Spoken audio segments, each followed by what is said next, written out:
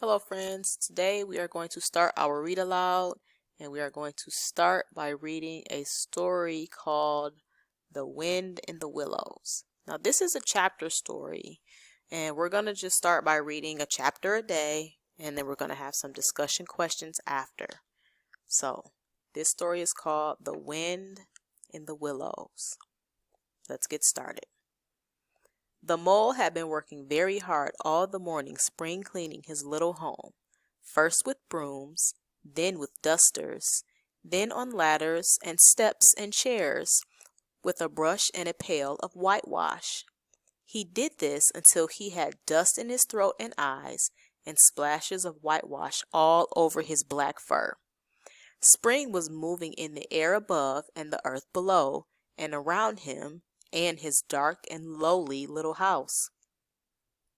Any wonder he suddenly flung down his brush on the floor, said, "Bother," and "Oh, blow," and also, "Hang spring cleaning," and bolted out of the house without even waiting to put on his coat.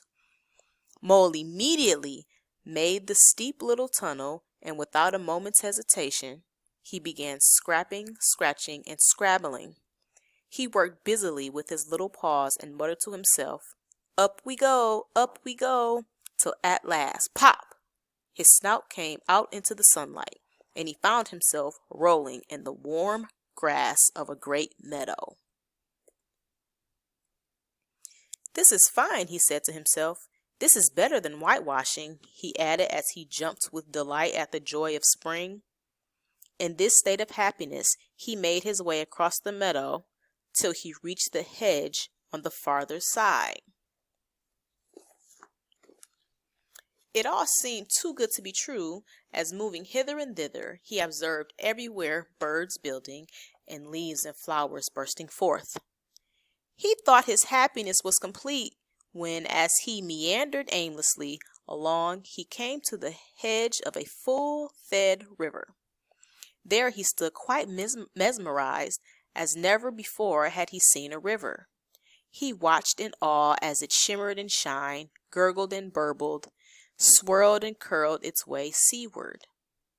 So bewitched and fascinated was he that he trotted for a while by the side of it. Eventually, exhausted by the tremendous effort, he sat down on the bank to rest. As he sat on the grass and gazed across the river, a dark hole in the bank opposite, just above the water's edge, caught his eye. Mole quietly contemplated what a nice, snug dwelling place it would make. As he gazed, something bright and small seemed to twinkle like a tiny star down in the heart of it. But it could hardly be a star, and it was too glittery and small for a glowworm. Then, as he looked, it winked at him, and so revealed itself to be an eye, and a small face began gradually to grow up around it, like a frame round a picture. A brown little face with whiskers, a grave round face with the same twinkle in its eye, small neat ears and thick silky hair. It was a water rat. The two animals stood and regarded each other cautiously. "Hello, Mole," said the water rat. "Hello, Rat," said the mole. "Would you like to come over?" inquired the rat. "Oh, it's all very well to ask," said the mole, rather grumpily, he being new to a river and riverside life and its ways. The rat said nothing, but stooped and unfastened a rope and hauled it on. Then lightly stepped into a little boat which the mole had not observed. It was painted blue outside and white within, and was just the size for two animals, and the mole loved it immediately. The rat sculled across, then he held up his forepaw as the mole stepped gingerly down. "Lean on that," he said. "Now then, step lively," and the mole, to his great delight, found himself actually seated in the stern of a real boat. "This has been a wonderful day," he said as the rat shoved off and took to the sculls again. Do you know I've never been in a boat before in all my life? What? Cried the rat, open-mouthed. Never been in a... You never... Well, What have you been doing then? Is it so nice as all that? Asked the mole shyly, though he was quite prepared to believe it was as he leaned back in his seat and surveyed the cushions, the oars, and all the fascinating fittings. Nice. It's the only thing, said the water rat solemnly as he leaned forward for his stroke. Believe me, my young friend, there is nothing, absolutely nothing, half so much worth doing as simply messing about in boats. Simply messing, he went on dreamily, messing about in boats. Messing. Look ahead, rat, cried the mole suddenly. It was too late. The boat struck the bank full tilt. The oarsman lay on his back at the bottom of the boat, his heels in the air.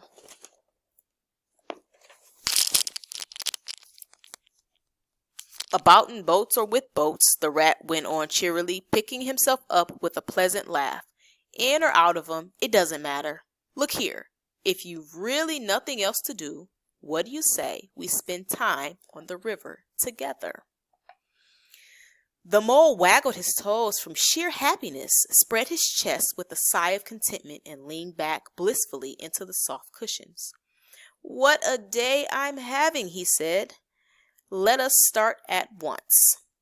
Hold on a minute then, said the rat as he tied fast the boat and climbed up into his hole above. Moments later, he reappeared, staggering under a fat wicker luncheon basket. Shove that under your feet, he said to the mole as he passed it down into the boat. Then he untied the boat and took to the sculls again. What's inside? Asked the mole eagerly. There's cold chicken inside it, replied the rat. Cold tongue, cold ham, cold beef, pickled gherkins, salad, French rolls, sandwiches, potted meat, ginger beer, lemonade, soda water. Oh, stop, cried the mole. This is too much. Do you really think so? Inquired the rat seriously. It's only what I always take on these little excursions. The other animals complain that I hardly have enough. The mole did not hear a word he said. He was already absorbed in the new life he was entering upon. He trailed a paw in the water and dreamed long, walking dreams.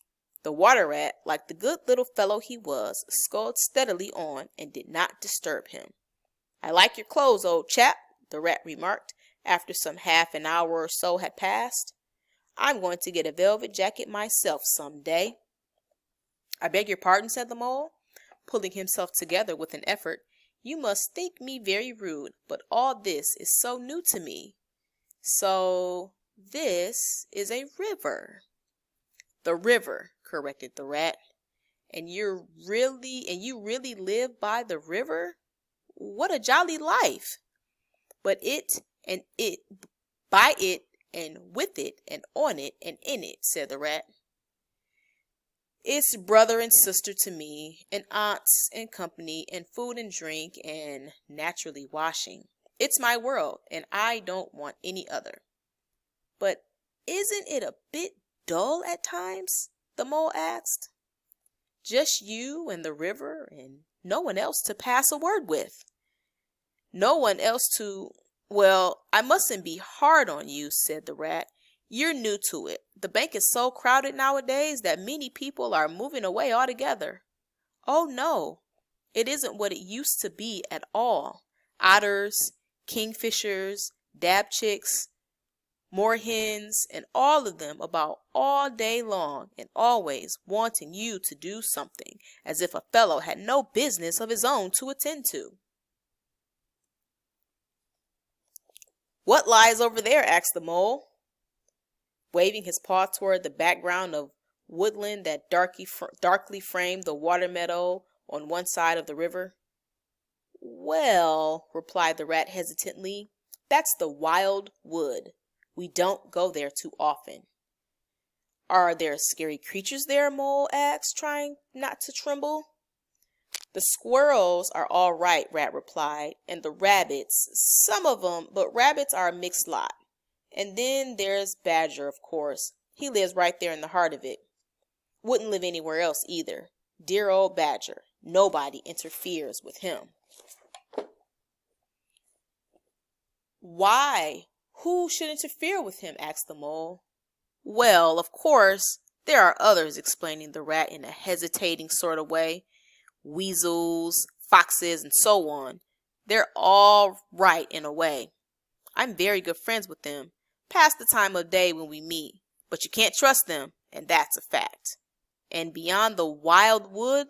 Mole asked. Beyond the wild wood is the wide world, said the rat, and that's something that doesn't matter, either to you or to me. I've never been there, and I'm never going. Nor you either, if you got any sense. Don't ever refer to it again, please. Now then, here's our backwater at last, where we're going to for lunch. All right, friends, that is the first chapter of our story. So, I want you to listen to it again if you need to. I'm going to upload some questions again so that we can answer them in the discussion. And if you have any questions, you can send those questions to me. We're going to work through this together. This is our very first story for our readings, the very first one. So if you don't get it today, don't worry. We're going to have lots of opportunities to ask questions, lots of opportunities to get answers. So all I want you to do is do the very best you can. All right. The Wind in the Willows. Remember, that's the name of our story, The Wind in the Willows. We'll stop right here.